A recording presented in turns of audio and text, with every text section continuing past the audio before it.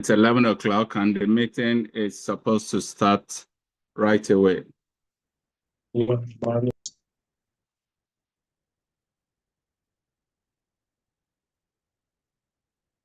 Thank you very much, everyone, for joining in. My DG, I recognize you specially. I recognize also my DGE. Our facilitators, you are equally recognized. President-elect, I want to welcome you all, especially to this Pre-PELS 2. And I want to say we all should be impacted by it at the end of the 2 hours we have set up for this. Our PELS coordinator, Jalili, is on the call also. I want to welcome you especially and thank you for ensuring that this is well set up, my coordinator, Jalili. Thank you, sir. We'll just wait additional 4 minutes, such that it's about 5 minutes after, so that we can start in time. In that process, please let's adjust our devices and get set for the session. Thank you very much.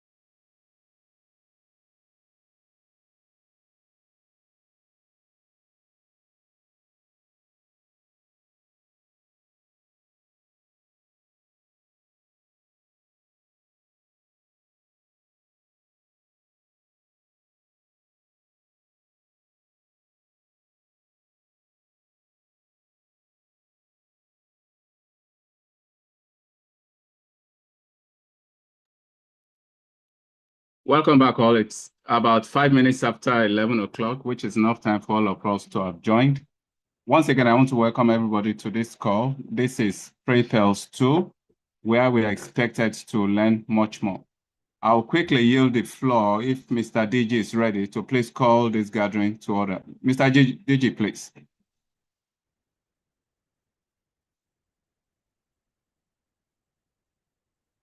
Yes, thank you. Thank you very much, my fellow Rotarians. Good morning. Good morning and good morning. Especially, let me recognize our district governor-elect, Zuran Bukola Bakari, and also our district learning facilitator, PDG Bola Ibade. I recognize the deputy district learning facilitators and the facilitators handling today's sessions. I must especially thank you, my president-elect, for making yourself available for this program. Please, I want you to know that no knowledge is lost. There's always new thing to learn about Rotary, and most especially when you are given this such a huge responsibility of leading your club. Please be part of this program, ask questions. There's no questions that is wrong in facilitation. Anything you don't know, please ask.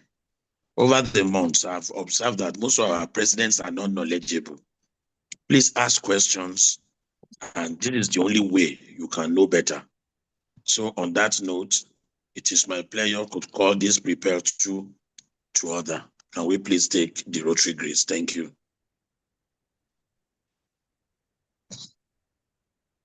All right. Thank you very much, Mr. DG. We want to thank you for being part of this and being available, particularly to call this to order, more so when you've been busy all morning. Thank you so much for all you do, Mr. DG. Fellow Rotarians, this is PELS, Pre-PELS 2, Pre-PELS 2. As I mentioned earlier, we are expected to learn. It is time to be impacted on.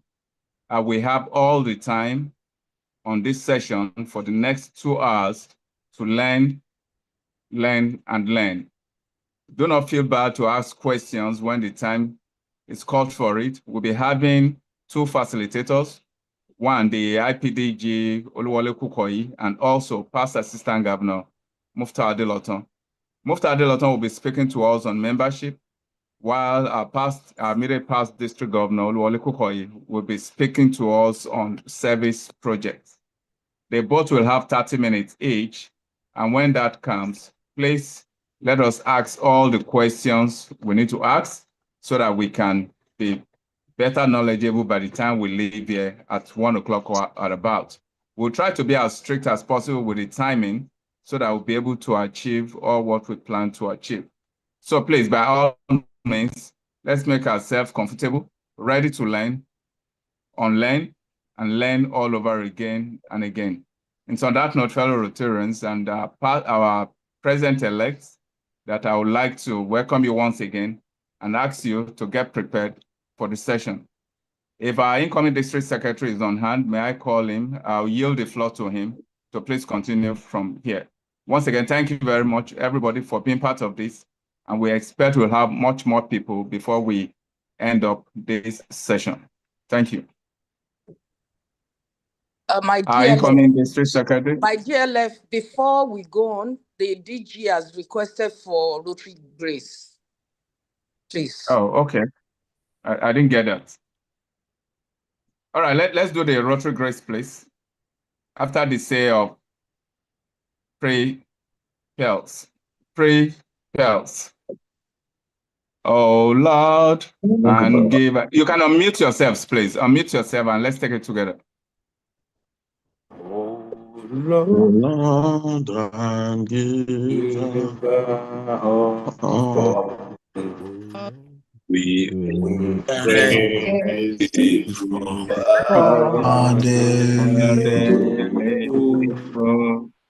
May Rotary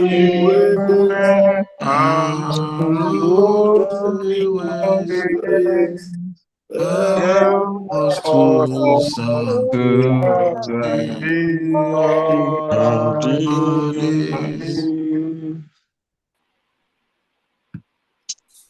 All right, thank you very much. I think it's also important that I'm not too sure our incoming district secretary is able to connect.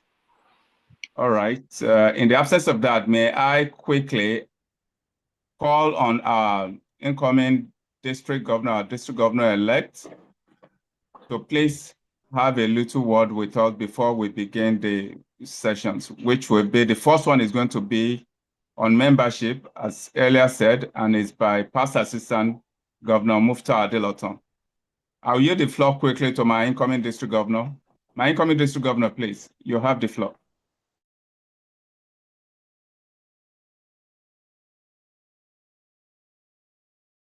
Thank you so much, my DLF.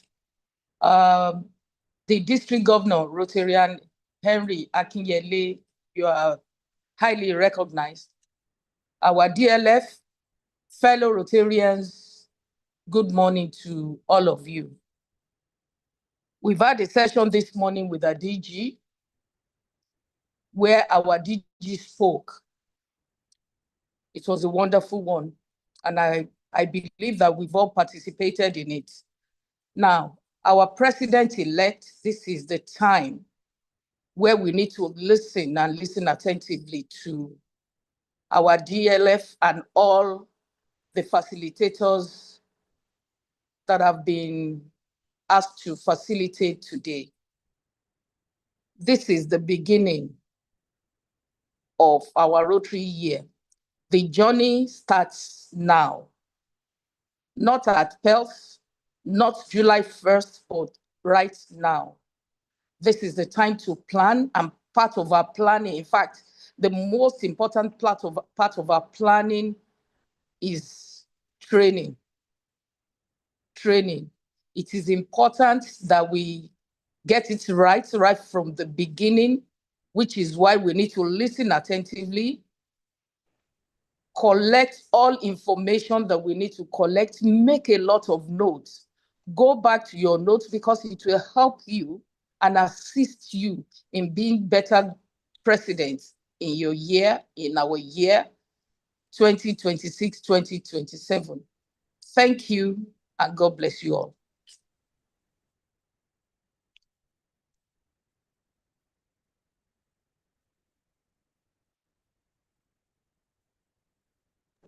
My DLF, are you there?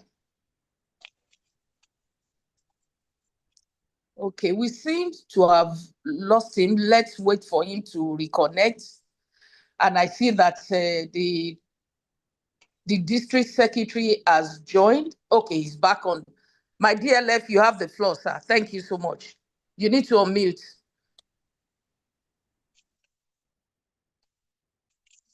I think good morning, everybody. My DG, my DGA, my DLF, President-elect, fellow Rotarians. My DG, I think the next thing is to invite the first person, PhD Muftao Adeloton, to take the stage.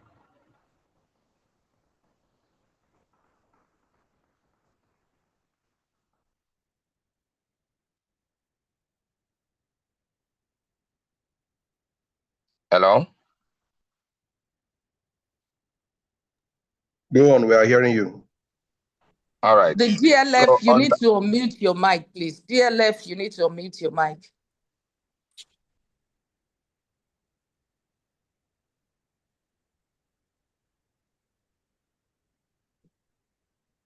Okay, I want to believe he's probably having technical challenges. So permit me to recognize the IPDG, wow, Rotarian Oluwole Kukoyi. I just noticed he's online now. Thank you very much, incoming DG. Thank you, sir. DLF, are you back on, sir?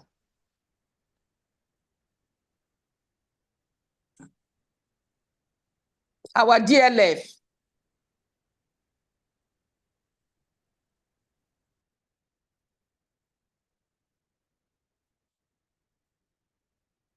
Unmute yourself, sir.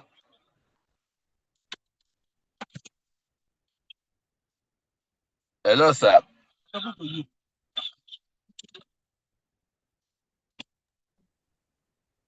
Okay, I think The PELS coordinator should please take charge of the program.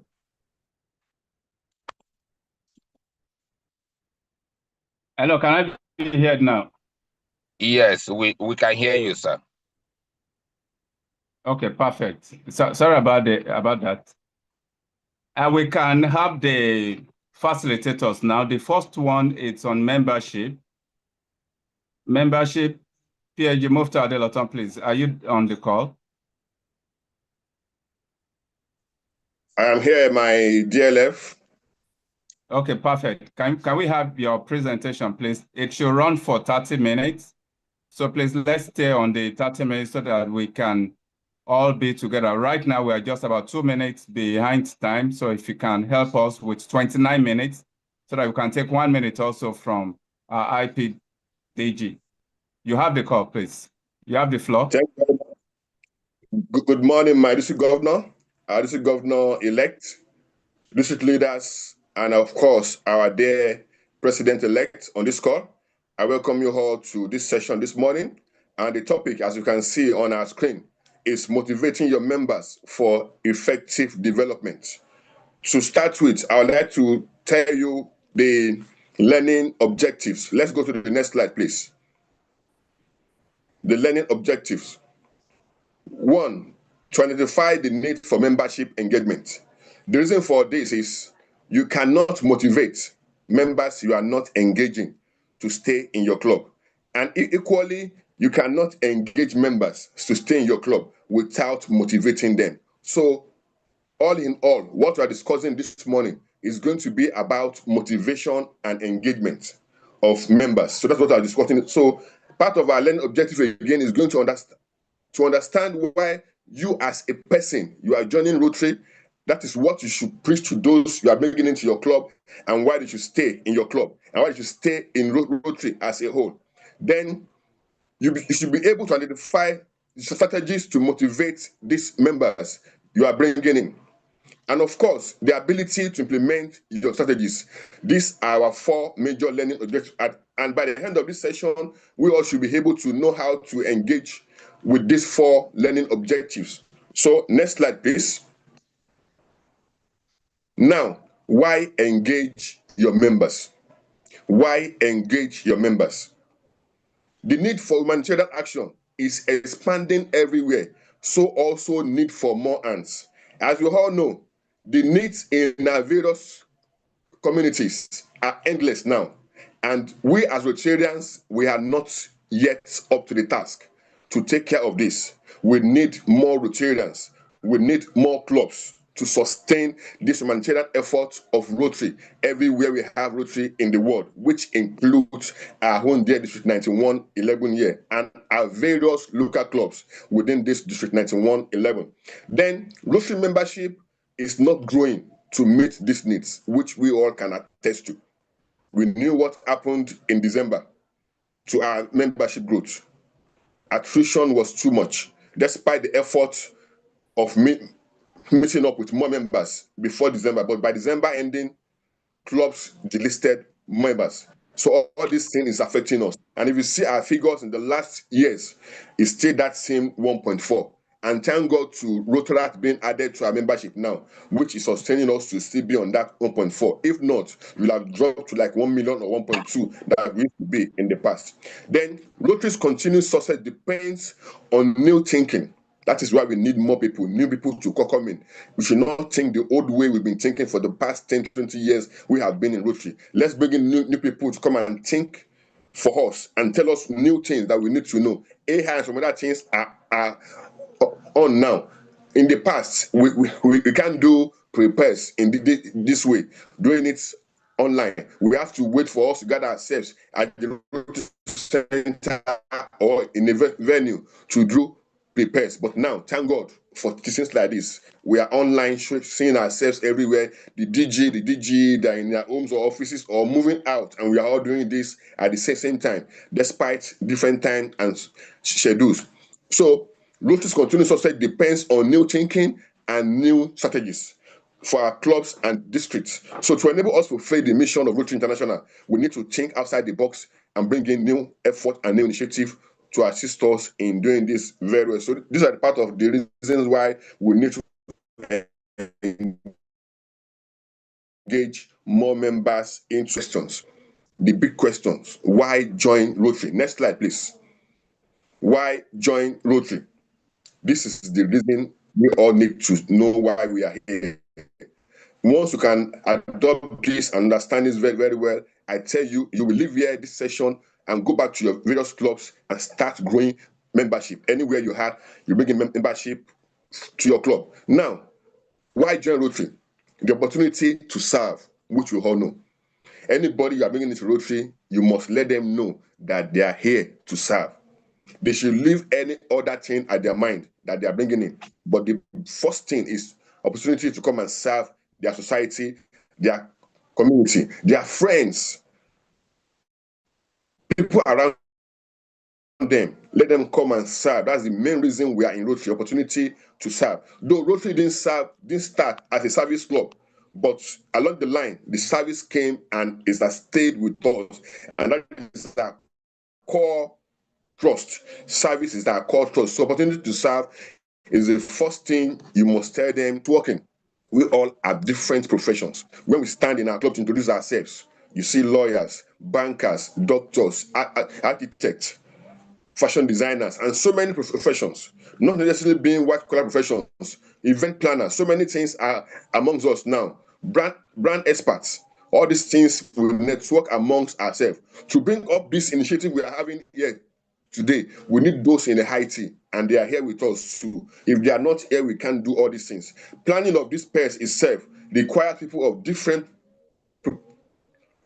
profession to make things work well for us. So let us ensure that we tell them that to network as we meet different people in different professions, work together, we move together as Rotarians. Then personal growth and development. Part of what we are doing this morning, training, learning, is personal growth and development. Some of the things we are saying here are even useful to us outside Rotary. So we develop ourselves very well in Rotary. You come to Rotary Club meeting, we do job talk. We invite guest speakers to come and tell us about so many things. The name has been overflowed by Rotarians, by clubs.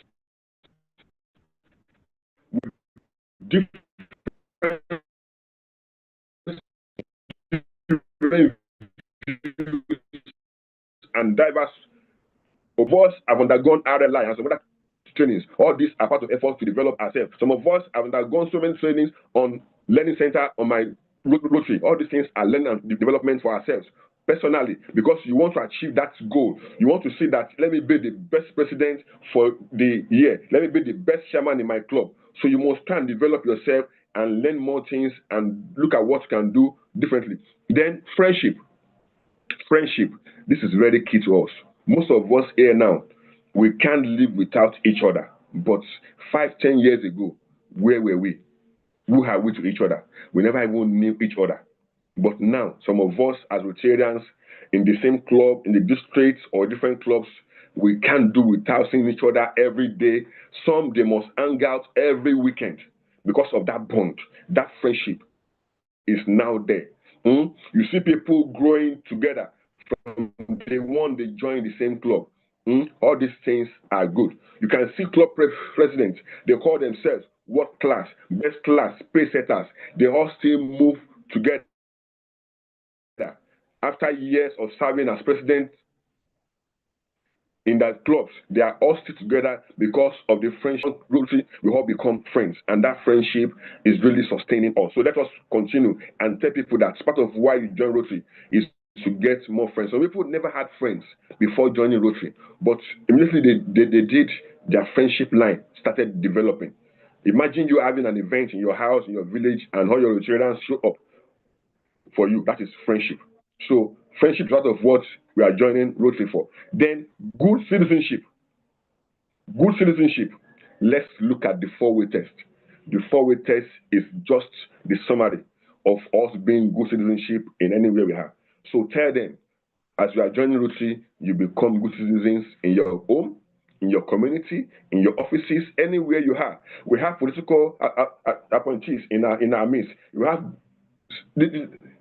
civil servants in the top hierarchy amongst our midst. We have CEOs of industries, of establishments in our midst, because we all adopt the 4-way test and decide to become good citizens anywhere we have. Then word understanding. This is what we are doing in this month of February. Every club is talking about peace, peace, peace, and word understanding. Rotary preaches peace. Aside of us serving humanity, making friendship, developing ourselves, we want to ensure that anywhere we are, there's peaceful coexistence. Even going as far as building a peace center in our district, having started a peace course in university. Now we are not having a peace center. You can see that Rotary is really doing well in terms of making world understanding a priority. So tell your friends that part of why we are joining Rotary is to ensure peace in the world, global peace, community peace, family peace, office peace, friendship, peace amongst friends. All these things are what we preach in Rotary. Then fun. We catch fun in Rotary. Tell them, all work and no play makes Jack a dull boy. We catch fun in Rotary. No matter the service we do, no matter the networking you do, no matter the development you develop yourself, you must still ensure we catch fun. Part of the fun we do in Rotary is we sing songs during our fellowship. We crack jokes, meaningful jokes during our fellowship. This PELS now, you are going to have all white, is it all white property or something? All those things are part of the fun you will have during the PELS. So all these things, tell your friends. We catch fun amongst each other. We hang out, meeting after meeting. Even the after we do is part of the fun. Some clubs have turned into something so exciting. I have a club. Their meeting is Saturday morning, but I tell you, once it's like 10, 11 o'clock, members start trooping in for the meeting after meeting, and they'll be there till evening, and they catch fun, they enjoy themselves all through this Saturday. So all these things are fun we do in Rotary. Then ethical environment. Ethical environment. As a Rotarian, we ensure that we are not found wanting of anything bad in our various offices or anywhere we find ourselves.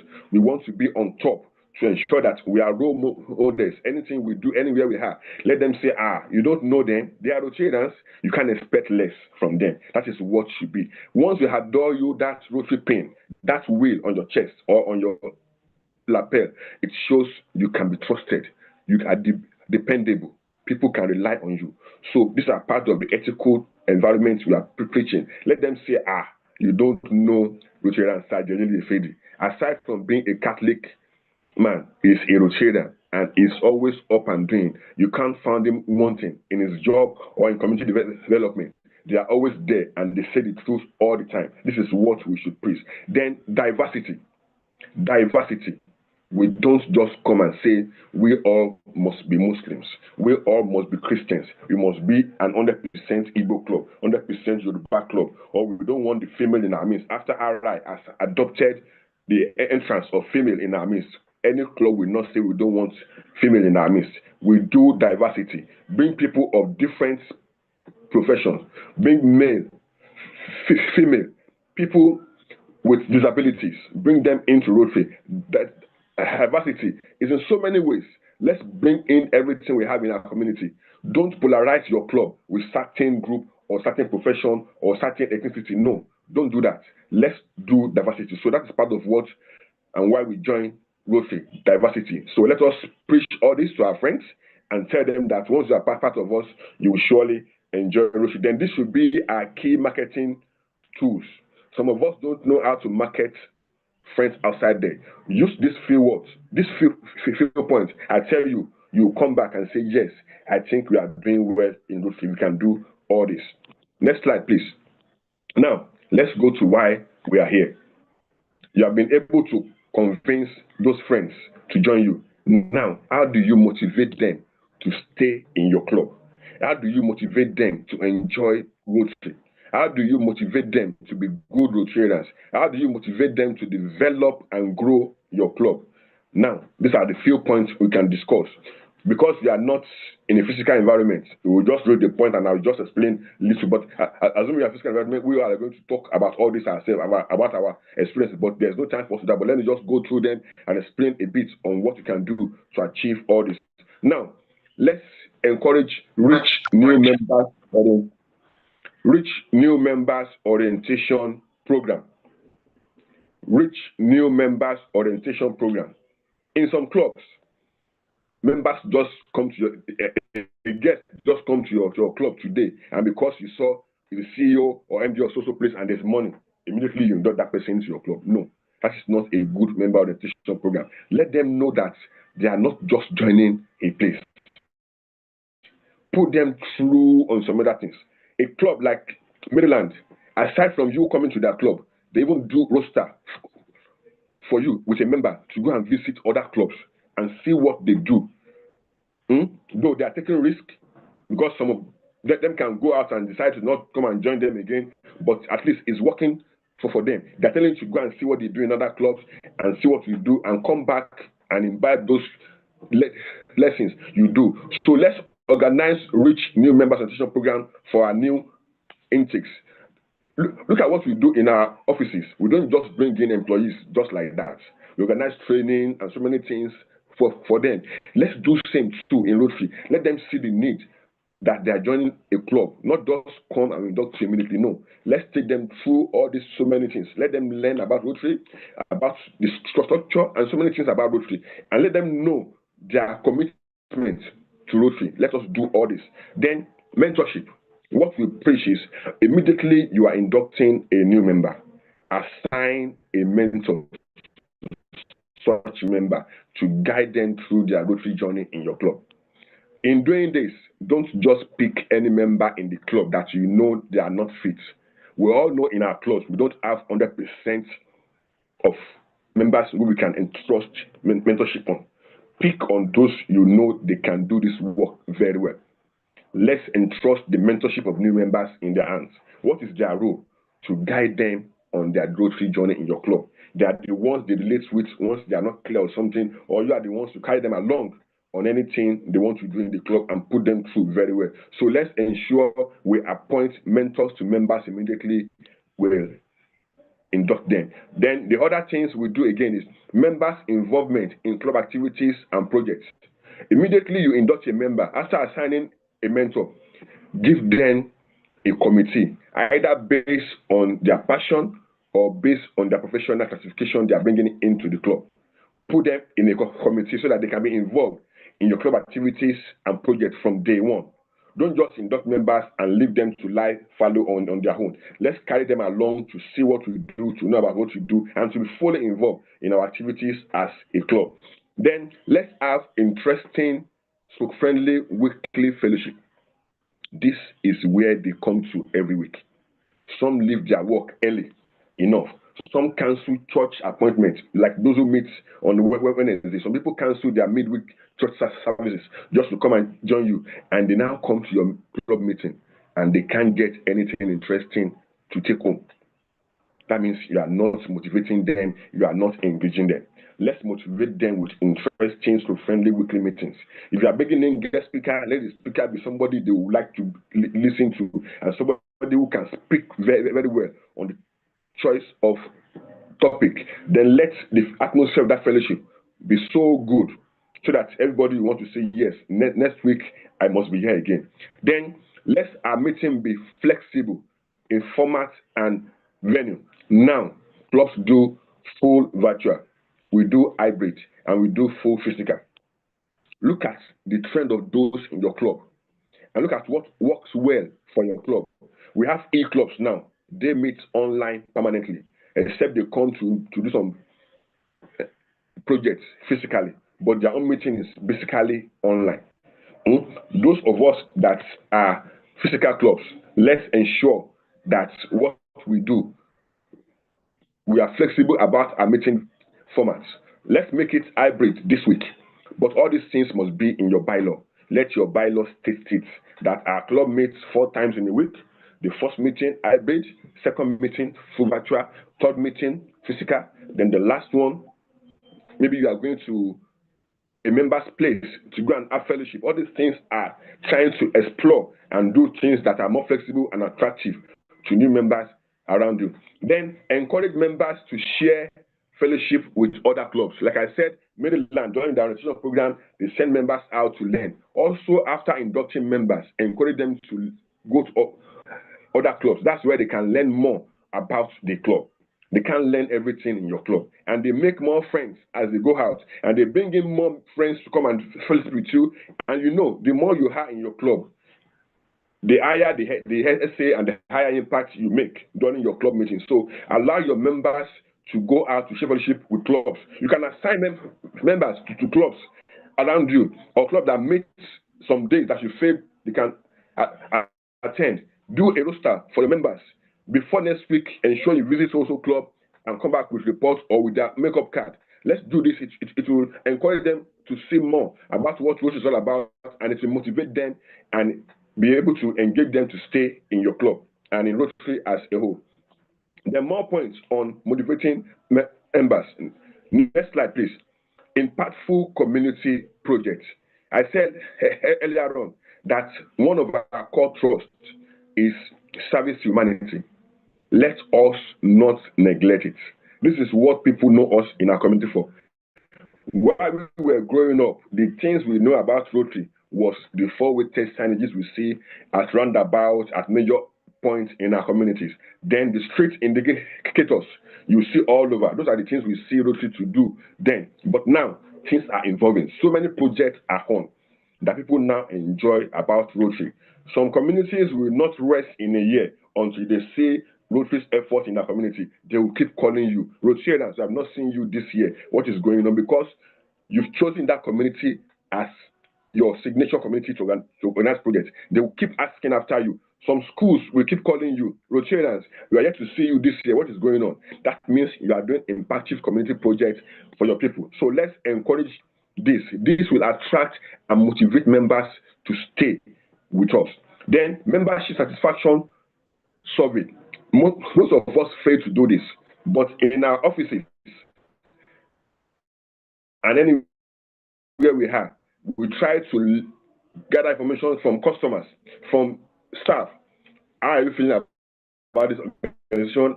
But we don't do that in Rotary. It's online. You cannot use the one online. Just design one for your club. You can do it on a quarterly basis or half-yearly basis. Use your members to feel. Let them tell us about the meetings, activities, dues, and so many things we do in the club. Let's fill their pulse. And from this, we develop new things. We know where we are doing well or not doing better, and we improve on things we do. So let's work on membership satisfaction survey for our members. And not only this, please, let's equally work on exit satisfaction, exit survey for members who are trying to leave our club or just say they are leaving Rotary. Let's ask them, why are they leaving? So that maybe we can convince them to stay, or when they are saying they are not staying, we need to know why they are going so that more people will not follow suit with same reasons. All these things are very important for us to do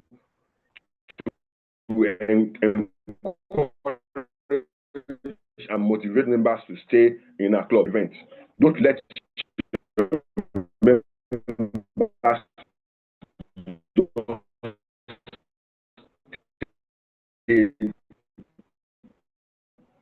in your club. Part of what makes your club in Nigeria, in Africa, serving beyond district and international level, as we are having a president-elect from Africa in Nigeria, the second in the last 10 years. You can see that Rotary is growing in Nigeria and in Africa. So let us encourage members. Our coming convention is there. Institute is there in Uganda. Let's encourage them to attend all these events. Even the seminars we have at this office, let's encourage them to attend all this. They learn more, they meet more people, and they gain more insight into what Rotary is all about. Then let's encourage members to follow and share social media post. This is very important so that people can know what you do. Then share and encourage participation in version of club bulletin. Don't just leave the bulletin to the editor alone. Let members contribute, either with what they do in their offices or some different talks that they can do. Now, how do you now implement these strategies to motivate your members? One, let's develop club vision and strategy plan. Some clubs don't have vision. They don't have plan habits. Let's sit together. Let's organize retreats in our club to plan all these things for us so that we can work with this. If members see that you have a strategy, you have a vision that they can key into, they will stay. They'll be motivated to want to stay in your club. Then let's have a comprehensive We Care program. We Care has gone beyond birthdays and wedding anniversary celebration. To want to stay in our club, let's work on all this. Let's have a robust We Care program for our club. It will motivate members to stay in our club well and develop our club. Then let's create attractive club reward system. What's wrong with you rewarding members that come to your club early risers? You can give them free essay or wave essay or do some things. Reward members who bring in more members into the club in the month. Call them attraction members of the month. You can call them members of the month. Just look for something to entice them, to reward them on what they've done in the club. Even attendance, let's do that. Let's reward all these things. So let's add an attractive club reward system for our members. It will motivate them and encourage them to develop more for our club. Then organize retreats and seminars, so club assembly for your club. These are places you can talk about your club very well. You can't be talking about your club issues during club fellowship. No. Even some issues are not discussed at the board meeting, but when you get to your retreat or assembly, you discuss them extensively and to help your club to grow and motivate members to want to say that yes, this is a place I want to be because they are really trashing out issues that affect the club and how we can grow. Then lastly, identify training needs and develop training curriculum both within and outside the club for your members. Members need to grow. They need knowledge. They need knowledge. What you are doing now is to develop you as president-elect. You are starting off July 1st, but we need to equip you and ensure that you don't find yourself in the jungle or in the desert from July 1st. By now, let's prepare you ahead. That is what the district is doing to encourage you to be able to stand alone on your own as a president come July 1st. So let's do the same thing for our club officers in our club and members in our club. Regularly, you can do it quarterly, half-yearly, or I want to do it in your club. So let's do all these things very well and surely assist us and help us to motivate and engage our members very well. So in conclusion, I will tell us that success, next slide please, success depends on club initiatives. How well can you bring in innovations into your club? All these things will make success more pronounced in your club. New members will come in with new initiatives, with new ideas. Your club will grow very well. Then clubs must constantly innovate. Don't just do once and stop. Let's continue doing it. Let's keep trying it until we get there and get beyond where we are. You say your target is to become 50 members in your club. Why not improve to become a mega club? After being a mega club, look for how you can form more clubs from your club. All these things is possible. So then new process and strategies are welcome in our clubs. And lastly, organize for success. Anything you do, aim at success. That is what you do. Your project must be successful. Membership must be successful. Attendance 100%. Good meetings, good meeting venue, and so many good initiatives to achieve success in your club. So with this, I say thank you for listening this morning as we continue to do Rotary in our various communities. Thank you very much. Thank you so much, my PAJ Muftar Diloton, past district secretary. I'm sure we should be applauding him. Yes, I'm saying it. Let it come up, please. So to encourage him. Let's encourage him and thank him. Thank you so much. Shaye Omoume, Kunle, Saeed Abel, thank you. Yes, Bukola, that's our PDG, Olamide, Shaye again, and IPDG, whose eye is getting shorter by the day. Thank you so much. Thank you so much. Thank you so much, our past Assistant Governor, Mufta Adeloton. It was some time ago, an American public relations executive and an educator by name Anthony D'Angelo, that once said, and I quote, "Develop a passion for learning. If you do, you will never cease to grow.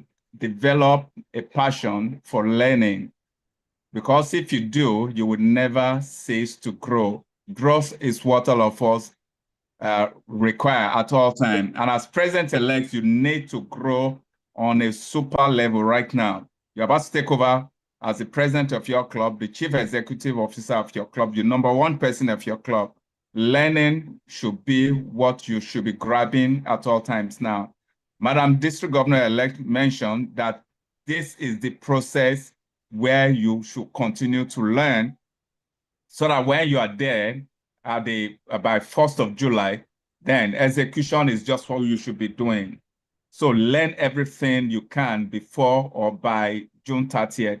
Grab it all. Learn about your club, learn about the district, learn about the zone, learn about Rotary. It is very, very important. Once again, I want to thank our past Assistant Governor and past District Secretary, Mufta Adeloton, for that very impactful session. I have learned from it, and I'm sure if I can learn from it, all our president-elect should be able to learn from it also. Before we ask questions, because we have a 20-minute session for question and answer, we are going to entertain the next speaker. And the next speaker is somebody we all know very well. If you do not know him, it means you probably joined Rotary maybe yesterday or 2 days ago. But because you all are president-elects, I'm very much convinced that the IPDG, Dr. Oluwole Kukoyi, is not new to any of us. So please, we'll make welcome our next speaker who will be speaking to us on service project, IPDG Oluwole Kukoyi. You have the floor, sir, my IPDG. Thank you very much, Opportunities District Governor and now DLF. Thank you very much for giving me this opportunity to say one or two things to our incoming Rotary Club presidents. I hope you can all hear me. Very well, sir. Go on. All right, thank you. Let me first of all thank our District Governor, Henry Akinyele, who I'm sure is still with us after the DG speaks this morning. And let me apologize for not being on that program. I also want to acknowledge and appreciate our DGE, our incoming District Governor, Bukola Bakari. And of course, all the other leaders that are here. Thank you once again, DLF, for giving me the platform to make this presentation. And I want to specifically thank PAG Mufutao. You have done a great work this morning, and you have made my work easier by letting our incoming presidents know what membership means to Rotary. We all know Rotary is a service, is a membership organization, and everything that is necessary should be done to ensure that we have members. So on that note, I want to welcome all the presidents-elect to this wonderful event. Like the DG said, this is the very beginning of your year. Don't wait till July 1. You need to make a lot of plans to make your year successful. So after having good membership, what's the next thing you talk about? It is projects. And I want to let you know that it is the projects that you do that will define your tenure, whether it was successful or not. Can I be allowed to share my slides, please? Can you make me a co-host so that I can share, or do you want to share it for me? My dear, you're co-host, sir. Okay, thank you very much. Sir. Go ahead, sir. Yes. Can we all see the slides? Yes, I can. What of others? Can we all respond, please? If we can see it. Unmute yourself and respond, or just do a thumb up. Yes, I can. Thank you. I can see it. I'm looking at it right away. Well, in the next 28 minutes, I have only 28 minutes left. I'll be speaking to you on service projects.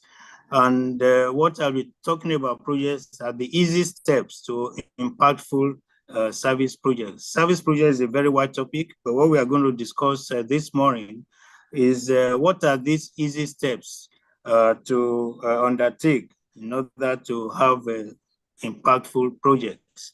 So the learning objectives will be just two, but I believe that by the time we're able to cover these two learning objectives, then they will have made justice to the topic. The first one is that at the end of this process, participants will understand the steps to plan, execute, and evaluate successful Rotary service projects. And similar to that, participants will be able to develop a step-by-step plan for success for Rotary projects. Before I go into that topic, there are some things that are very germane, especially to presidents-elect.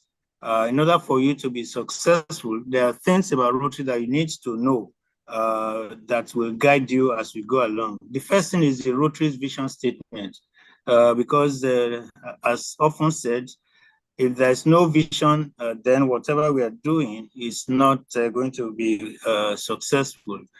All of us, not just presidents-elect, should be able to define Rotary's mission statement and get it at the back of our mind so that if anybody asks you, what is Rotary's vision statement, we don't need to look at the books before we say it. And it's just a simple statement which says that together we see a world where people unite and take action to create lasting change across the globe, in our communities and in ourselves. This statement encapsulates everything that we do in Rotary, and it's just good enough that we master it. The other thing we need to know are the strategic goals of Rotary, which are the things that drive us as Rotarians. And I also believe that this is one thing that all of us should also know inside out. And what is this? We're here to increase impact. We're here to expand our reach. We as Rotarians should enhance participant engagement and increase our ability to adapt. This is relevant to what we'll be discussing because if all the projects that we are going to do are going to ensure that these strategic goals are met. Of course, we all know the 7 areas of focus. Again, very relevant to service projects because all the service projects that we shall be doing in a year are going to be geared to one or more of these areas of focus: water sanitation, economic and community development, maternal and child health, supporting the environment, that's the latest one, basic education and literacy, disease prevention and treatment, and last but not the least, peace and conflict resolution, prevention and resolution. This is important because if you think of any project at all, ensure that it aligns with any of these areas, and you are sure to succeed.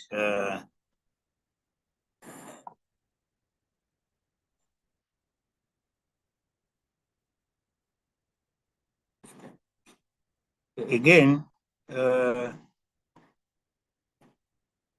yes, you can also see this. This is a summary of everything, every project that we'll be doing. You can see Rotary as a service factory where all the things that you do under these avenues of service, international service, community service, vocational service. So begin to imagine in your mind any of the projects that you want to think about if you have not done at that stage. I believe that most of our presidents-elect should have formed an idea what projects they are going to do in their time. So between now and July is just for you to perfect everything so that by the dot of 1st of July, you kickstart whatever project that you have in mind. So you can see Rotary affecting people's lives through the 5 avenues of service that we know. So, in short, what is a service project in Rotary?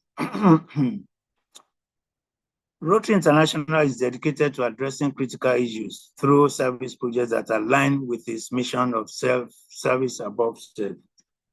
We all know our motto is service above self. But how do we do this to the community? It is by the kind of issues that we address in terms of projects that affect people's lives. And service projects focus on various community needs. And as the head of your club, all you need to do is to go all out and assess people's needs, which will form the basis of what you are going to do in terms of projects for them. And of course, such projects must align with the 7 areas of focus, which I mentioned earlier on, and also in the 5 avenues of service. I'm saying this before we go to the real issue, which are the easy steps. We need to understand what service projects are before we can actually conceptualize the kind of projects that we want to do.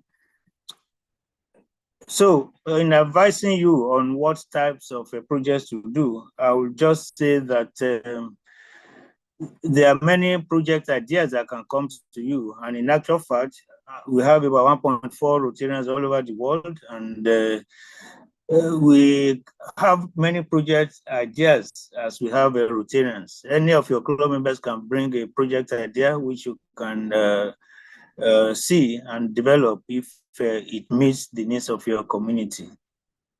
This illustrates, of course, the great diversity and richness of projects being implemented. You can imagine over 35,000 clubs in the world, and you can imagine the kind of projects each club does and that affect people's lives. So there's no doubt that you really do a lot to affect people's lives. But for all these projects, there are some commonalities that we have to take note on living. Assess your projects. Are they saving lives? Are they changing lives? Are they enriching lives? Or are they improving lives? If your project does not fit into any of this, then it's probably not a good project, because what Rotary stands for is to bring together like-minded professionals who have a passion for making a difference. In order to make a difference, it must affect people's lives. It's either we save their lives through our projects, or we change their lives the way they have been living, or we enrich their lives by bringing in more things into their lives, and we also improve your lives. So you need to checkmate all your projects and see that it goes in line with all these effects on general living. As I said before, we have over 35,000 clubs all over the world and 1.4 million members. They serve communities around the world. And we should also understand that each community has its own concerns and needs. And there's no point just sitting in your office and thinking about projects without going into the community to do what we call a needs assessment. It is when your project identifies with the community, it is when it affects their lives that you can actually be said to bring good, which a Rotary Foundation does all over the world, to the community. And we all know that Rotarians have continually adapted and improved the way they respond to those needs, taking on a broad image of service projects. So my advice to you, incoming president, is that you should go out to the communities where you represent, look at their needs, see what your club can do in order to affect and impact on their lives. Now, let's talk briefly about funding of projects, because this, I know, will be a major issue for clubs. And I want to start with Rotary sources. And the first, of course, will be your club. Your club should be able to start sponsor whatever projects that you do.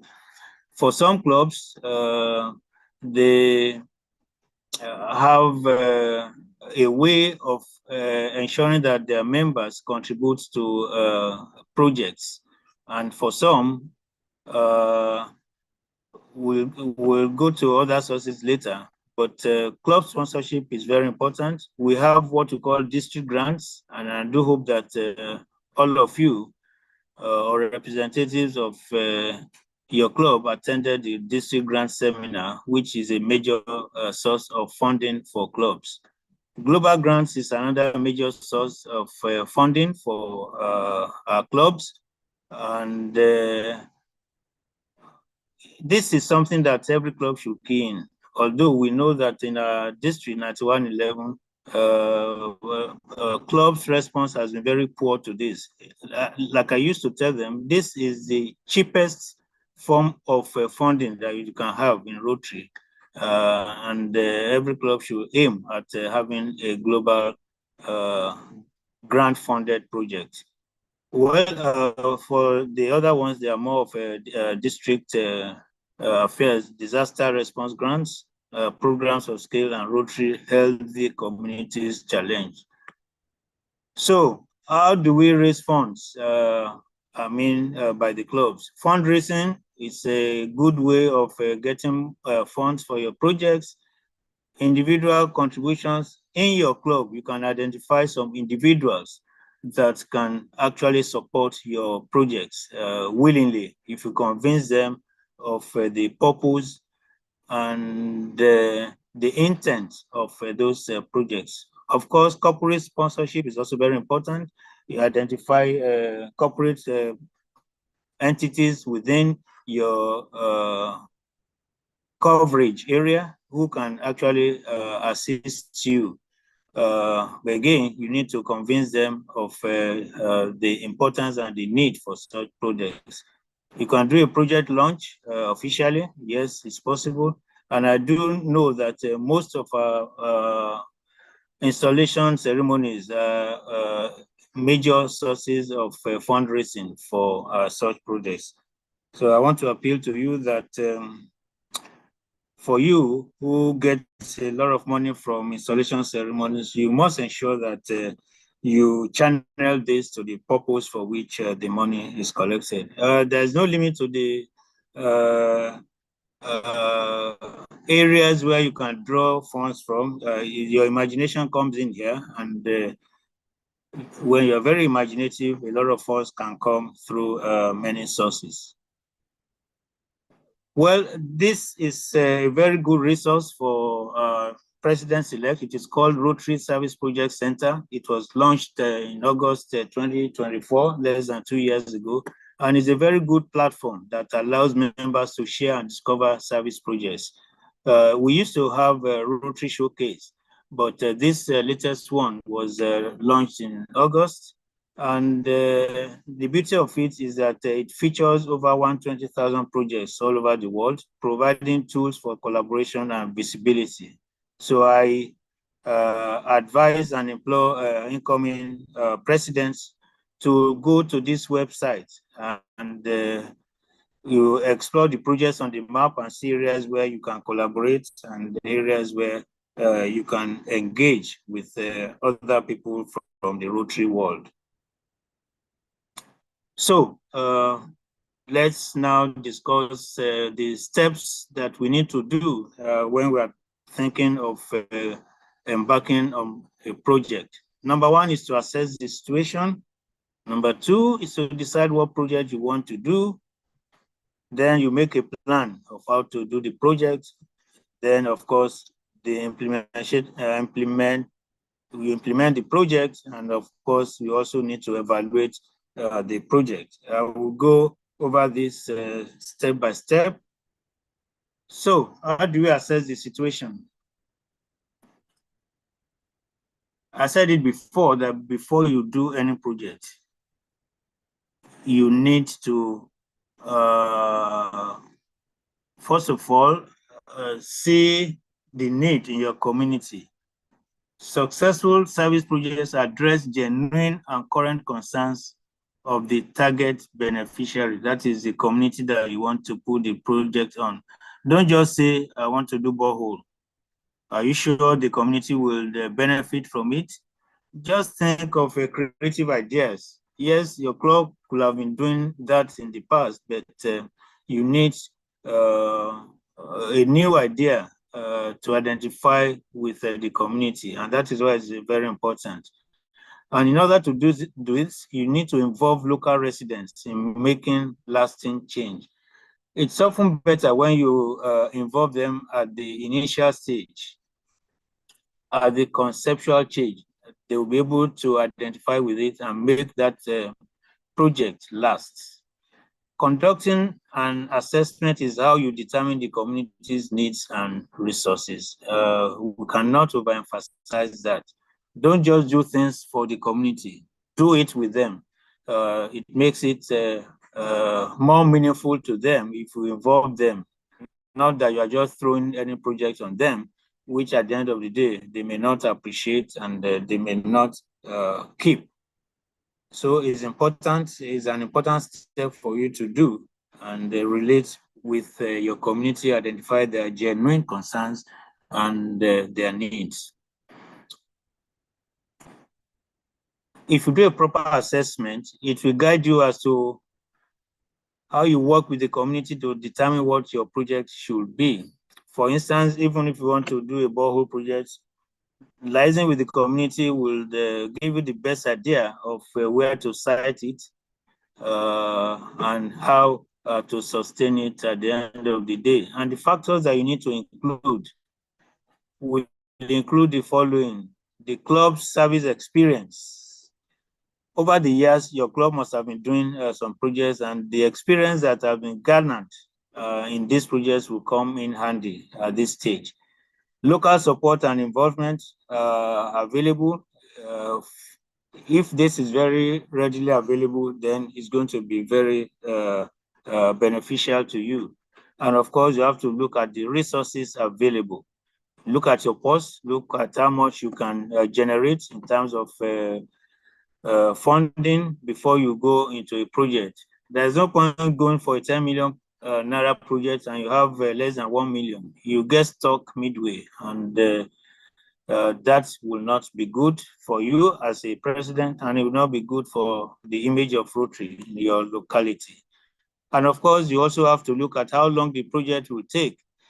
For instance, if it's a project that will take 2-3 years, you have to be careful.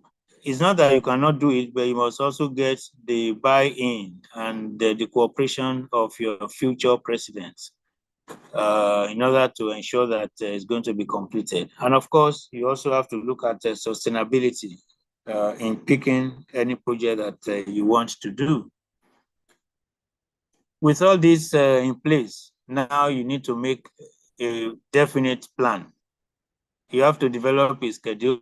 Is it going to last 1 month, 2 months, 3 months, 1 year, more than 1 year?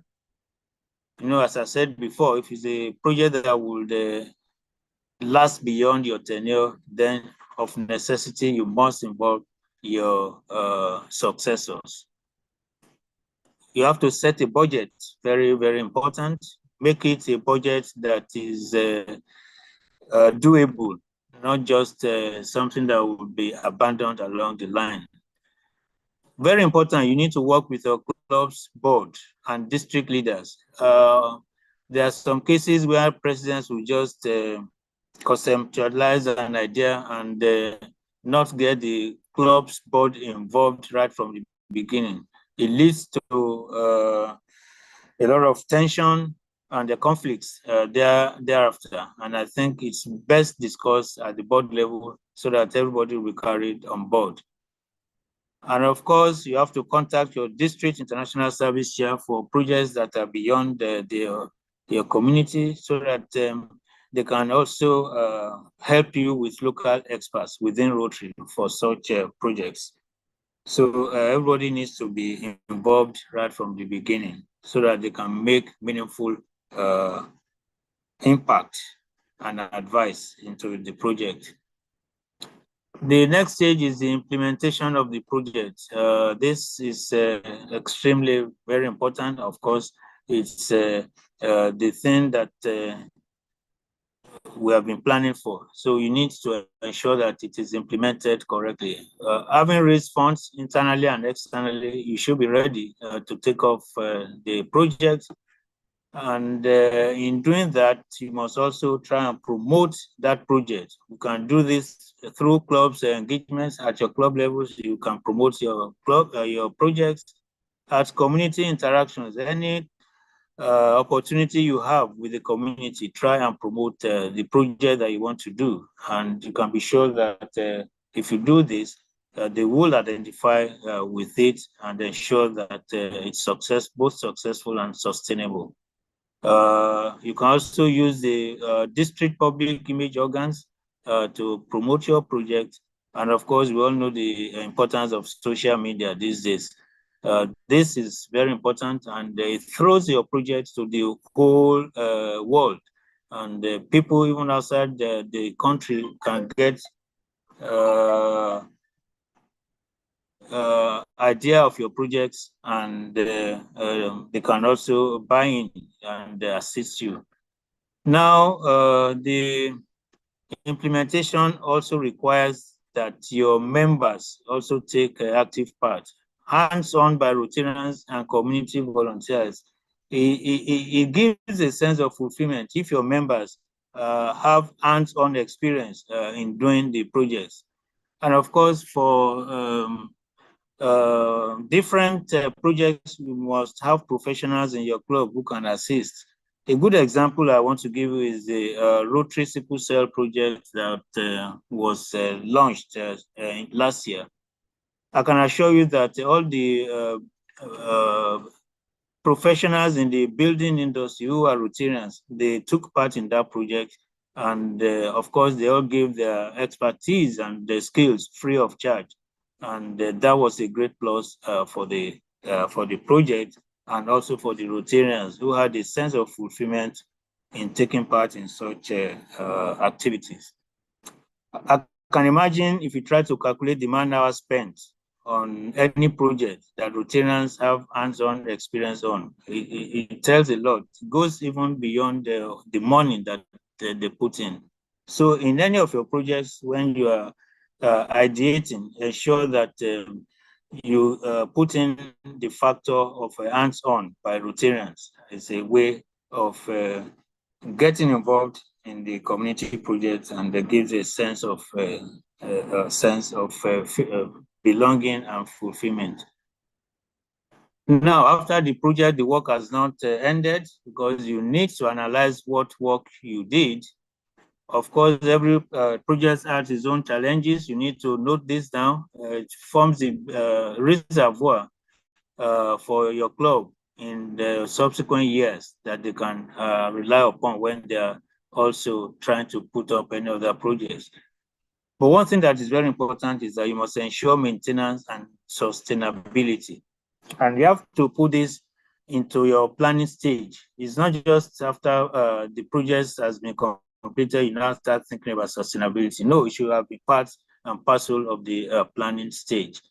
And of course, by the time you document the findings and incorporate them into the club's project archives, let me call it archives, it's very useful for subsequent regimes in the club to follow on and get necessary advice. Well, that is one project in the district that was commissioned last year, in June last year, and the final handover was done by District Governor Henry Akinyele a couple of weeks ago. You can see that this is a project that fulfills all the criteria that I mentioned earlier on. I know that clubs may not be able to do this. This is a gigantic one by the district, but whatever project you do, let it fulfill the criteria of improving lives, of enriching lives, of changing lives, or of saving lives. This is the essence of Rotary's presence in the world, to do good all over the world. That is what Rotary Foundation is all about, doing good all over the world. And that is what districts and clubs should also be doing to justify our service above self motto.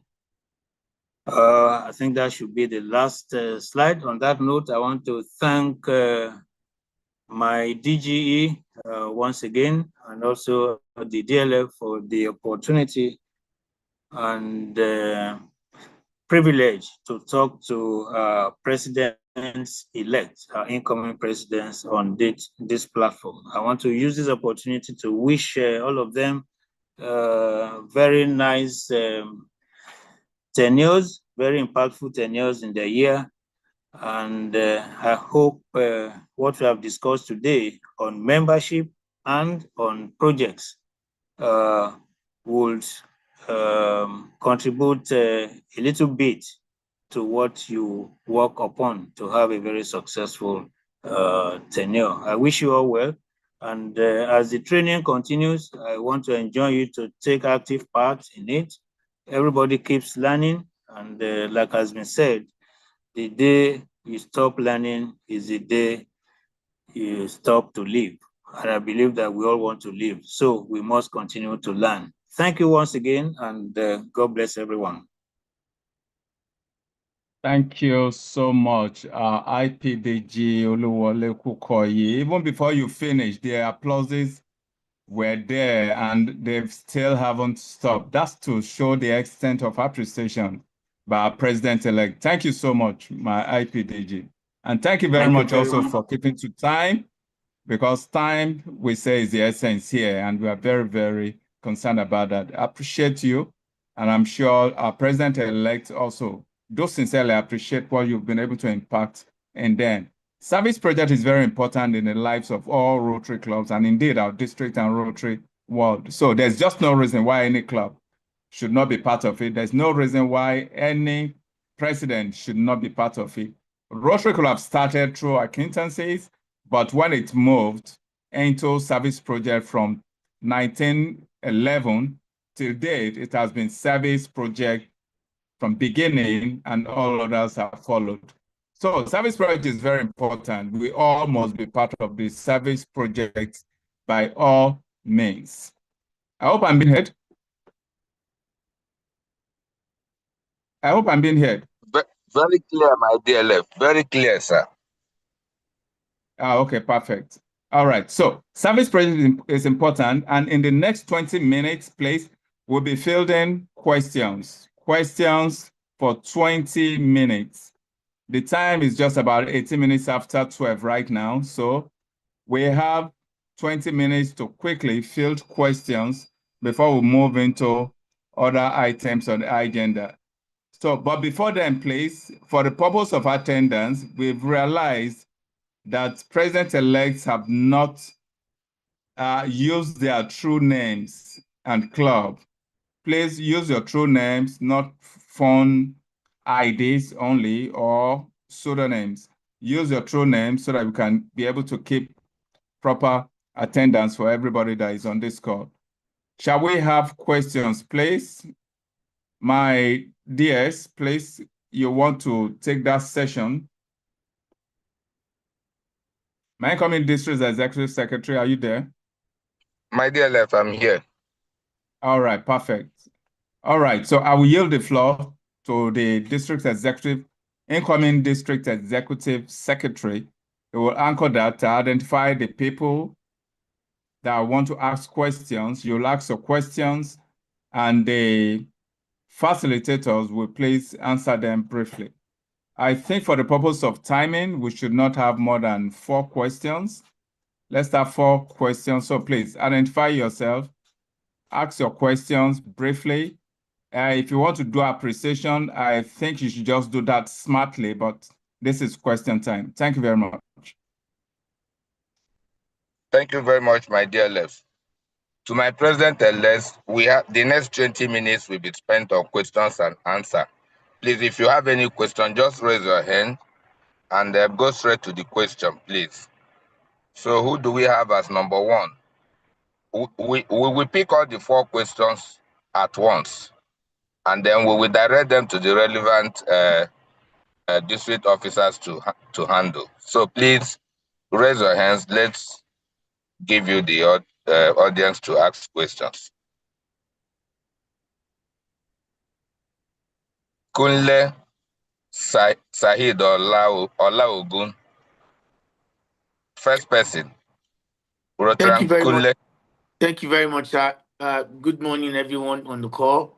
In order not to waste time, let me say greetings to everyone just as it is. My question is it encouraged to collaborate with another club? Which club? Which club, please? Oh, Your sorry. club. I'm from President-elect Rotary Club of Alakuko. Okay. Yeah, my question is it encouraged to collaborate with another club so that you can partner and do a joint project in your service year if you both align and you are within the same zone?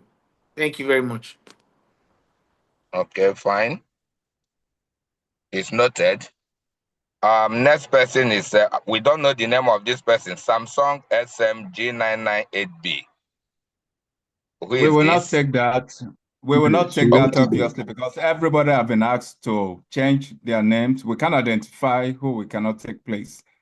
We'll step that So down, or you let's change go your to details. PE of Biokuta Makinde, PE Makinde KO. Ask your question, please. Unmute yourself and ask your question. Okay. Good morning, sir. Good morning, everyone. I want to thank you, sir, for that for those wonderful presentations. My question has to do Your with name and your club. Oh, sorry. My name is Makinde Kazim, the PE Abeokuta Prestige. So my question has to do with membership stuff. I just want to ask for more convincing approach in getting more members, because for the past, let me say, should I say, for the past couple of years, those people that I've been trying to bring into Rotary, what they kept on asking is, what is going to be their benefits? What is going to be their benefits? And I continue telling them that it is an opportunity for them to serve, to network, and to do what? To have fun. But they were saying that is not what they really want. As in, what can they gain from joining Rotary? Because they have seen Rotary as a kind of a club for wealthy people. So it kept on coming. I think I've spoken to about 5 to 6 people. So these were the things they were saying. So what other convincing approach can I use for those people? That is my question, sir. Thank you, sir. Thank you very much. Any other PE? We just have these 2 PEs. And DLF said we can take 4 questions. So can we assume that you guys are okay with the presentation this morning? My dear, okay. We have PE Philip Ebosile Agbara. You can ask your question. Philip Ebosile. Okay. Good afternoon, everybody. You can hear me? Yeah, Clear. good afternoon, Philip. We can hear you. My question is regarding membership. In terms of membership drive and retention, and a situation whereby members are not able to pay their dues as a Rotarians, what should happen to such member? Should we delist such a member so that the club will not run into deficit in carrying burden of those members who cannot pay their dues? Thank you. Thank you, PE Philip Ebosile. The last person is PE Omowumi Bakare. Omowumi. Yes, thank you very much, my dear communities. Good morning, district leaders and peers. And I want to sincerely appreciate all the speakers for the insightful lectures given. So my question has to Your do with club. Omoli Golden. Omoli Golden. Okay. So I want to talk on membership, and that's regards to sustainability of these members. Now you are growing, you are so large, and of course, when you are large, there will be other challenges that come within a mega club, so to speak. If at that level and you're having maybe fragments within club, within members, and people want to probably form clubs, what are the implications on the old club or the father or mother club, and how do we start encouraging or promote maybe forming new clubs within probably a mega club? Because in the situation you are large, of course, people want to be president as fast as possible. And when they are large, it may not be easy to get to that level. So how do we go about in such a situation when you are at the leadership level? Thank you very much. Okay, this should be the last question. Thank you very much, PA Omowumi. To my dear left, we have All a right. total number of 4 questions now. One on Okay. service project and the others on membership. Thank you. All right. The one on service project will be taken clearly by our IPDG. My IPDG self, get ready to support us with that. The other 3, the third one, which is on membership, question number 3 from Agbara. Members not paying dues, is it to delete or not to delete? You have mentioned that it's a burden. I would like my DGE to please support us with that. The third one, there is one from Abeokuta, sorry, second one from Abeokuta, it's on membership also. Continuing approach to get new members, and what is their benefit. Our guest speaker will also help to support with that. Our PAG, Mufta Adeloton, past district secretary, you please help us on that. And the last but definitely not the least, which is some of the challenges of mega clubs. I will feel that there are not so many large clubs in our district. Omole Golden is the largest club, and Maryland is the second largest club. So I think my club also is saddled with that. So I would take that clearly. So can we take in the order of what's first? Service project Yes. to be taken by IPDG. Are we clear? Service project to be taken by IPDG. The second one from Abeokuta to be taken by as first speaker, PAG Mufta Adeloton. The third one from Agbara to be taken by Madam District Governor-elect. And the last but definitely not the least on Mega Club will be taken by my humble self. In that order, please. We all have the floor. My IPDG, sir. Yes, once again, thank you very much. That is a very, very important question. Somehow I missed it during my presentation, and I thank the person who asked about this question. Yes, my answer to that, and the answer is yes, collaboration can be done, and in actual fact, it is to be promoted. And why do I say this? Because it's only collaboration that can lead to bigger, bolder projects, like the kind I showed you during my presentation. And there are so many examples of that. I recall that last year, Rotary Club of Ewutuntun, in collaboration with 6 other clubs, did one single project, and that was the water project that was done along Abeokuta Road. It turned out to be a very big project, which only one club could not have done. So in answer to a question, collaboration is possible, collaboration should be encouraged, and collaboration actually is very good to lead to bigger and bolder projects. So I want to appeal to our presidents-elect that they should start considering that as they go along. And the trainings will afford them opportunities to network with other presidents and start forming ideas on how they can come together to do a common project. So thank you. All right, thank you very much for that, my IPDJ. The answer is a clear yes. And the district, at the district level, we are encouraging collaboration. Next Rotary year, we'll expect more collaborations, and I'm very sure Madam DGE is very, very strong on that. She wants a lot of clubs to collaborate so that we can have bigger, better, and bolder clubs. I personally will be looking out for clubs and pockets of collaborations next Rotary year, and we will deliberately put the Zoom lenses on them so that we can have successful collaborations from various and multiple clubs. We move to the next question, please. Next question. Thank you, my DLF.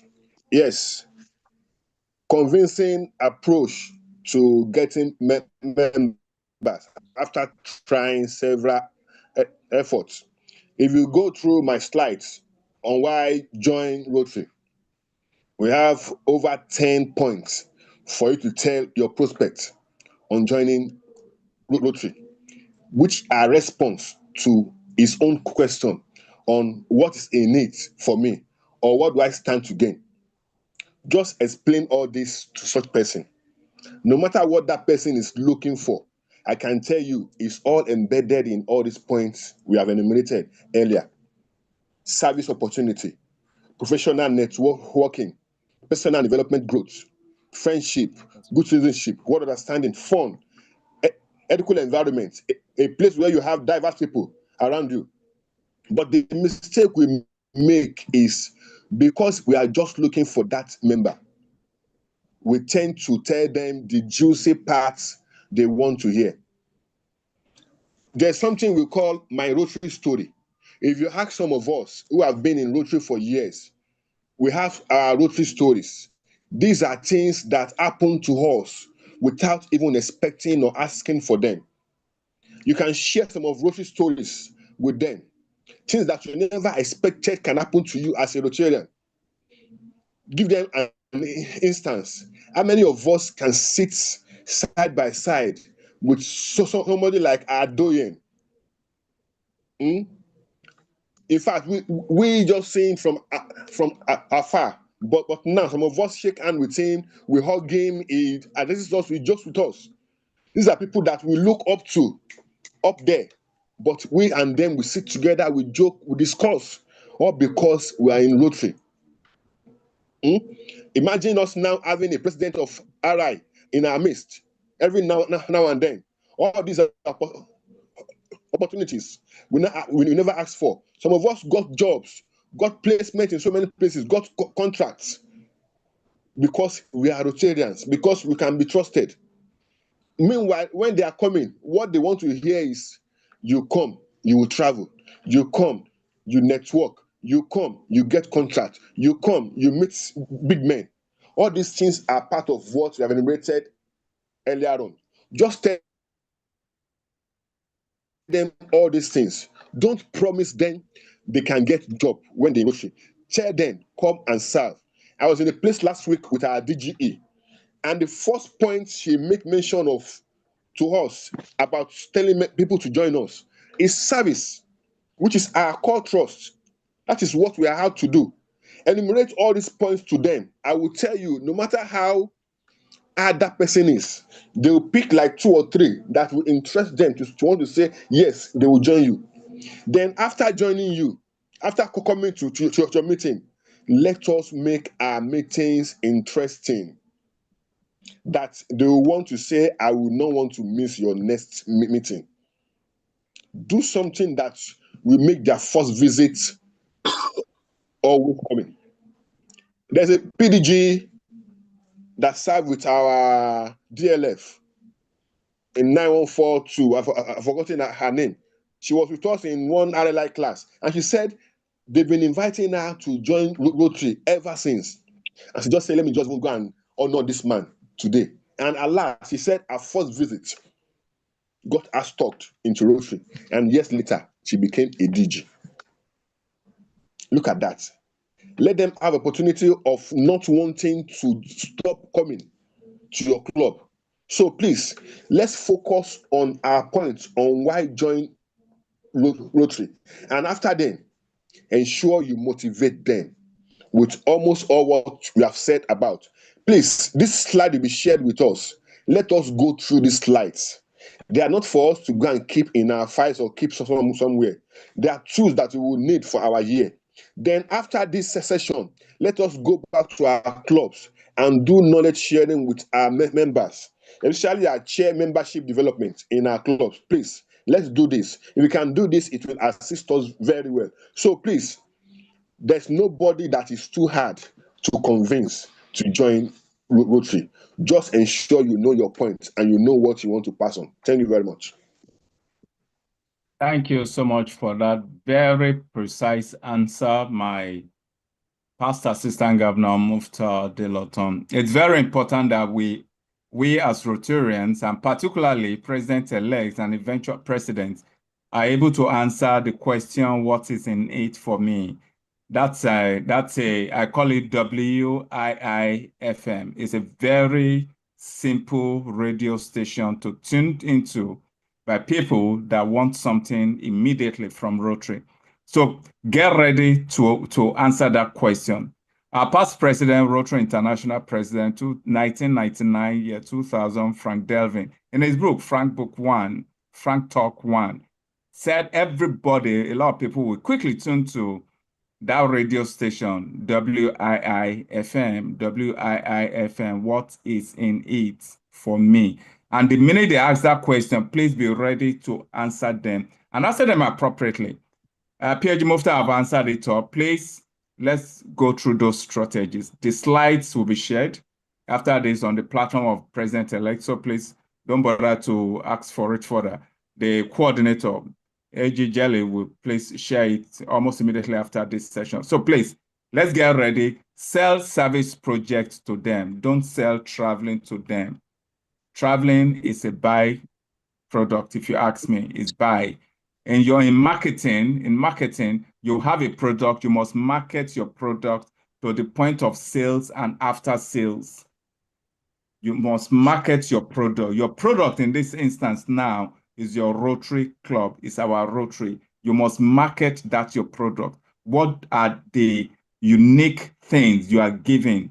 Why should anybody be in Rotary? So you must be able to market it. Some people, our Christian brothers, call it evangelizing. You know, what are you selling? Are you harvesting souls? What are you doing? So we all should be able to ensure that we market something very, very well. Once again, I thank you very much for that. PAG Muftau Adeloton. Now on membership. People are not paying dues. Madam DG, deliberately, this is for you, so that you can tell us maybe you want people that are burdensome. According to a brother from Agbara, he said they are burdened, yet they don't want to delete them. Madam DG, are you going to allow debtors next Rotary year? The floor is yours, ma'am. Thank you so much, my DLF, and thank you, our immediate past district governor and PAG Muftau. The immediate answer that I will tell you is no, you cannot delist. Please hold on. You cannot delist because you have to follow proper Rotary process. And of course, the club bylaws. What do we do when people don't pay dues? The first thing is to engage the person. You can reach out to the person privately just for you to understand if they have financial problem or disengagement, or it could be personal issues. We need to first of all find out why they're not paying. The second thing is to offer flexibility. We can offer them payment plans. We can offer them leave of absence. If they can't pay, they can take a leave of absence. What is important is that we must follow the club bylaws. Every member, every club has a defined process for terminating due to non-payment. So we need to follow that. After that is done, the board will need to take a decision. When the board takes a decision, because it's a process, when the board takes a decision, of course, you then issue a formal notification to the member. Now, it will only be appropriate to terminate or delist a member if the member has repeatedly, I'm saying repeatedly, ignores communication from you, or if the grace period, you have to give grace period. If the grace period has expired, definitely you will delist the person. So that's it. So from me, it's not an automatic, yes, go ahead and delist. No, it's a process. The process has to be adhered to. When we really look at it, Rotary International encourages retention over removal. And of course, there is no district that we want you to just remove people like that without you, first of all, engaging the member. Thank you so much. Thank you very much for that. District Governor-elect, I call her my beautiful district governor-elect, very delectable. She's given us that very beautiful smile all over again. Next time, we're going to see so much of this lovely, beautiful, and charming face. I hope we will not be charmed into releasing our fourth number digit to our bank details to her eventually. Madam DG, thank you very much for that. So please, that would be welcome, sir. That would be welcome. Madam DG, you did not hear that. You did not hear that, but, Madam DG. Before we go, please, let me quickly just say something about what my IPDG said earlier concerning zonal projects. The president-elect have a lot to look forward to at PELS. There we're going to talk about the goals. And of course, you'll be hearing a lot more about interzonal projects and of course, a single project for all the presidents to engage in. Thank you so much. All right. Thank you once again, Madam DG. I mentioned earlier, we have to look forward to that next Rotary year with a lot of collaborations that we supported. I know because Madam DG I've mentioned a couple of times, she's going to support so many of all these clubs that are willing to collaborate. So please begin to make those friendships right now. Even right online right now, you can pick 2 or 3 clubs, 5 or 6 clubs, be together and begin to plan collaboration so that by the time you all meet physically on the 6th to 7th of March during the PELS, you guys should, link up immediately and begin to plan projects for execution next Rotary year. Once again, thank you, Madam DG, and I'm sure we all have learned from that, particularly our brother from Agbara who asked the question. Now, the last but definitely not the least question is on managing mega clubs. That is huge. That is just huge. The truth of the matter is the larger you get, the larger your challenges. Clubs that are very small have their own types of challenges, but clubs with large clubs, large Rotarians, large everything, large project, everything is huge. Even the cost of the venue will be huge.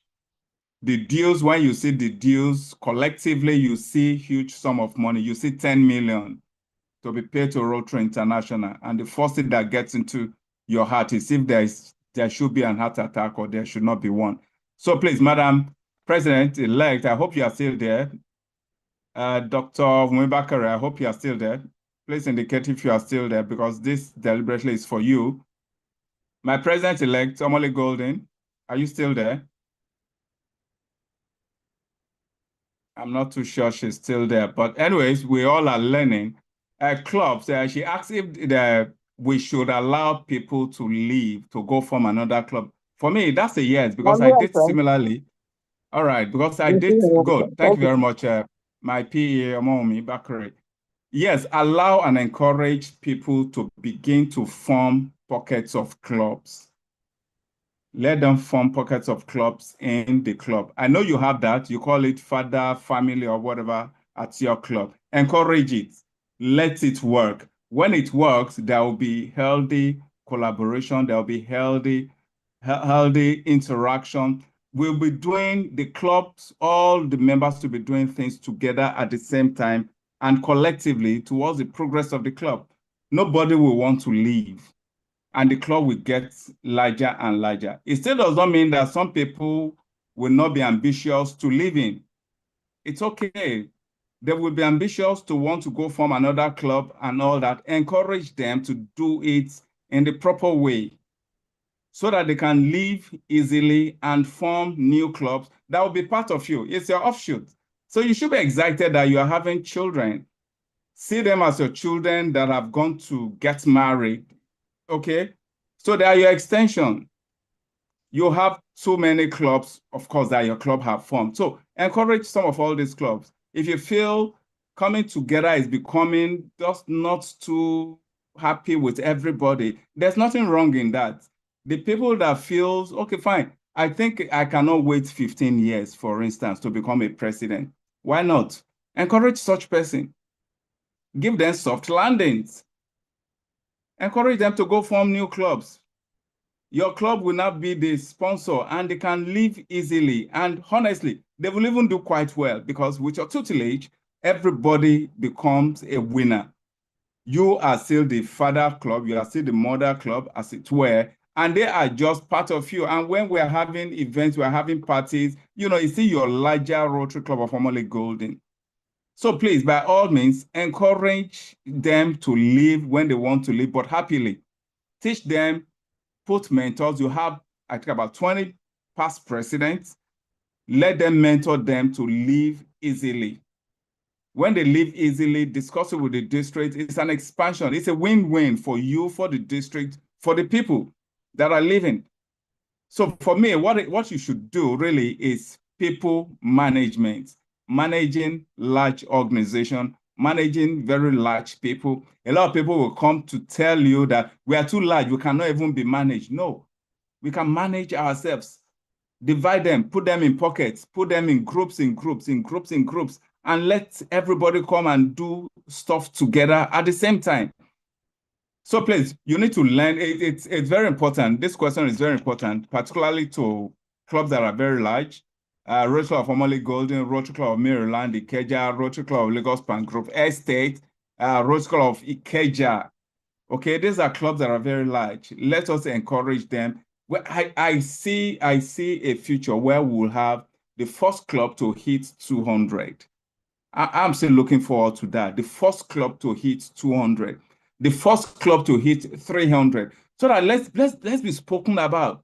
Don't let us say because everybody, we cannot manage them. Who says we cannot manage them? Some of us have managed large organizations with more than 300 people, with more than 500 people, and we keep paying salaries to all these people. So how are we managing them?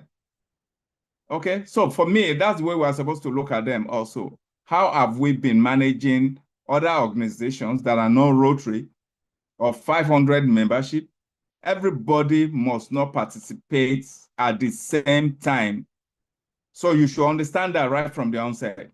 Not everybody will participate at the same time. Not everybody will want to be president at the same time. Some people will be there for many years. Your your president, for instance, Madam PE, your president, for instance, joined the club in 2004, thereabout, 2005. He's just becoming president now, and he's not feeling bad about it. So there are so many people like that, okay? And there are some that will be quite ambitious. In less than 10 years, they are presidents. Encourage them. Our races are not the same. For the purpose of time, I will truncate here so that we do not exceed so much of our time of 2 hours.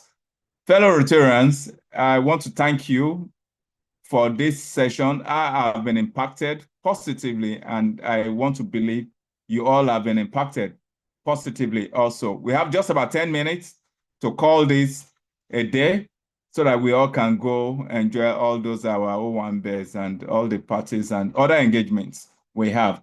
We still have time to do a little announcement and a parting shot by our district governor-elect.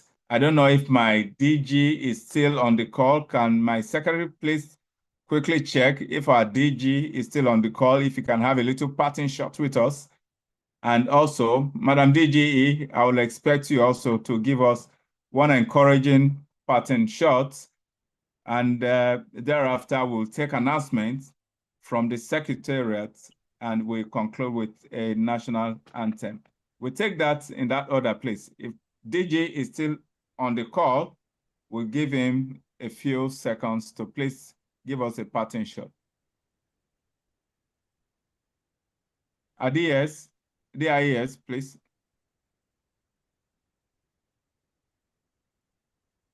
Okay, I don't think the DG is still on the call. He's not there. Okay. All right, before Madam DGE, I think gives us our own parting shot because that's going to be the last. Our PELS coordinator, AG Jalili, you want to please come in and encourage us a little. These are your people. You've been working with them for as long as can be. Please, AG Jalili. Okay, good afternoon, my DLF, DG, fellow district leaders, president-elect. I believe we've learned a lot today. And like I always say, we learn, unlearn, and relearn. So today I know we would have learned even more. Thanks for all those that ask questions. We'll definitely continue learning. Now, these are the few announcements of which I want all of us to please do, because we have barely a week to go for the PELS, okay, for the proper PELS. So one, we need the names, every person who has registered for the spouses program.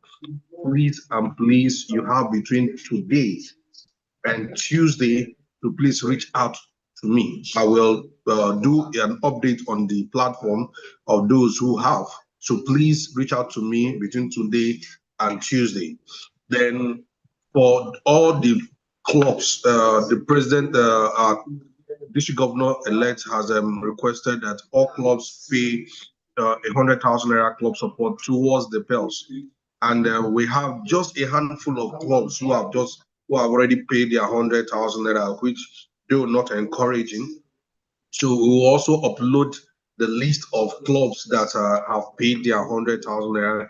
If you are not among them, please do well to add your 100,000 naira to PELS so that you can be easily captured. Then we talk about the clothes that we are giving out for free. Now, the clothes is at the district. I saw on the platform whereby they said, oh, some zonal coordinators want to pick for their zone. Those in Abeokuta as is, yes, fine. But it is strictly for those who have paid. Okay, so I beg of us, if you have issues on your this, please reach out directly to me and pay your dues, because we don't have your PELS dues towards paid to us because you've not paid your dues in full. So do well to address that as a club and also pay that so that you can be eligible to attend the PELS. That clothes, that Ankara clothes, the green and white, is what we are using on the first day. So it is more or less like even your entrance gate thing for you to enter the hall. So everybody is being given 2 yards each. Do well to sew it stylishly to suit you. All right. We know 2 yards might not be able to sew up and down. So if it is a little top, trousers, anything, just be colorful, be stylish about it. Okay. So let's have you wait on that first day. The second day is going to be corporate because it's the 6th and the 7th. 6th is our arrival and the lectures and everything. That's the day we're going to use the Ankara. The second day, that on the 7th, is going to be corporate as well. Okay. Then for the party, we are going to announce the clothes by the end of tomorrow. Okay. Then you'll get what we're going to use for the PELS welcome party. Okay. Now, at the PELS welcome party, we're going to award the best 3 clubs. And I made this very obvious from the beginning. I said there's a called PELS award to be given to the first 3 clubs, and my coordinator, please, for the sake of time, we need to finish this in the next 5 minutes. Can you please take that to the general platform where you have everybody, because we do not even have everybody here, please. Just quickly close it so that we take the rest of the few announcements that will be, and let us finish in the next 5 minutes. Thank you. Okay, no problem. Just take all that to the platform, please. Thank you. Okay, no problem. All right, thank you very much for that. Incoming district secretary, are there other announcements, please? Just 2, my DLF. One, to President-elect, please, we still, since last year, we requested that all of you submit your details. But up till now, we still have a few clubs that are yet to do that. Please, if you've not submitted your details, please do that. All we need you to do is to give us your name, the name of your club, your call name. The information will be posted on the platform before 1 p.m. this afternoon. Please, if you've not done that, try to do that, please. Then lastly, we still have some clubs that have not submitted names of their president-elects. Please, we will be posting the names of the clubs on the platform. If you have access to their current president, please talk to them so that we can get names of these president-elects. Thank you very much. All right, thank you very much for that short announcement, my incoming district executive secretary. Now, to take this to an end, finally, our convener, Madam District Governor-elect, I'm sure you have 1 or 2 patent shots. You have the floor, Madam DGE. Thank you so much, my DLF. I just want to reemphasize the importance of getting the materials, Babalola's material at the district center. This has been paid for by myself and the past president, Adedokun from Otai. We paid for this. It is free, but it is important that you pick it up and make sure you sow it before then. That is what Baba, our Rotary International president-elect, would want to see you wear on the first day 1, when he's going to address us. Then also, I would like to appeal to you to please come to the training venue, which is at Festac, that Festival Hotel, early enough, please.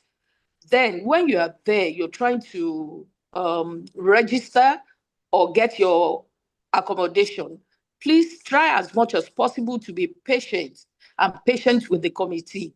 The committee has been working tirelessly for so long. Of course, they will try as much as possible to cover all avenues so that there won't be itches, but we know we can't cover that 100%. So please be patient and please let us respect each other. Thank you so much, and I look forward to welcoming you at PELS. Thank you. Thank you very much for that, Madam DGE, and thank you for the free gift of fabric. Please hurry to get to the Rotary Center, collect your fabric, get them sewn, knitted out in very beautiful ways so that we can even have a fashion parade for that if we have to. Our president-elect, it will be excited to see all of us in that lovely color. So please, it's free. Go grab yours quickly and make it available for that day to use. On this note, I would like to thank everybody, thank particularly our district governor, who is our leader here, and thank also our guest speakers, IPDG, Kukoyi, Oluwole. Want to thank you very much, sir. Thank you also so much, my own district secretary, our past assistant district governor, Muftar Adeloton. Thank you so much for giving of your wealth of knowledge. I should thank also all our president-elects that have made sure that they are here. I can see over 50 of you still on this call, and that's encouraging. Though I would have loved 100% attendance, but I can understand the fact of poor network and inability to be here. But I must say, this is still a very good attendance for all of us to have started with this huge number and still remain at this level. Thank you so much for being part of this. Knowledge, no knowledge is too small. Okay, no knowledge is too small. Let's keep grabbing it. Let me thank also the coordinator who has been working tirelessly. Wherever he gets that energy from, I can only say, please share part of your energy to those people that need energy also, so that you do not get over-energized on that day. So please, AG Jalili, share part of your energy to some other people and encourage them, also motivate them to do even as much as you are doing. Thank you. I see some of your committee members also on this call, which also is a faith of collaboration that we've been preaching. Thank you so much, everybody. And the rest of the district learning committee, my secretary, you are just such a wonderful guy. Thank you also so much for being part of this.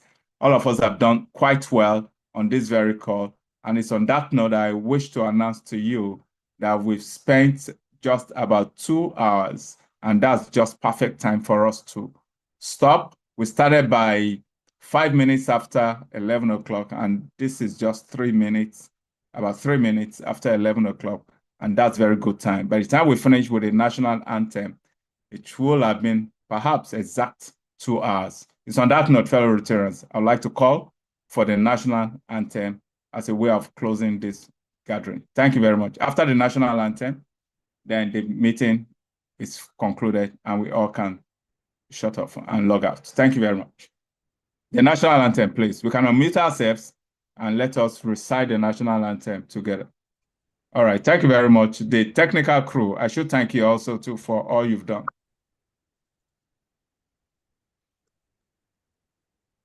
Thank you, our DLF 2, DLF 1 and 2.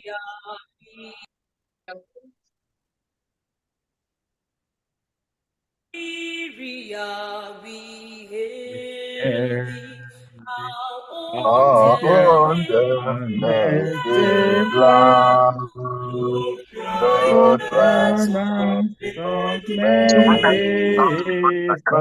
the Brother, is brother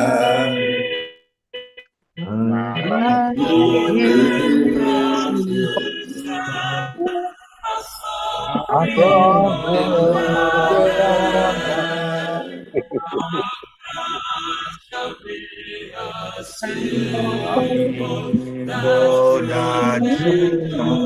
just be in